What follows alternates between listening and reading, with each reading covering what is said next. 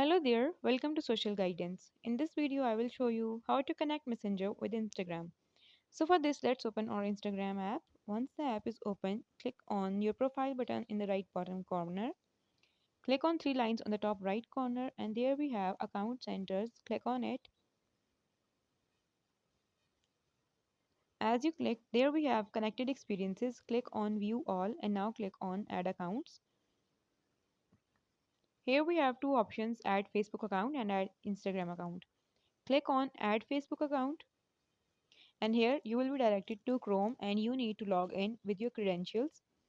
After logging in, your Facebook will be linked with Instagram and in this way your messenger will also be connected with Instagram. Other than that, there is no specific way to connect your messenger with Instagram. If this video helped you, leave a like on the video and make sure to subscribe our channel. Thank you for watching. Bye.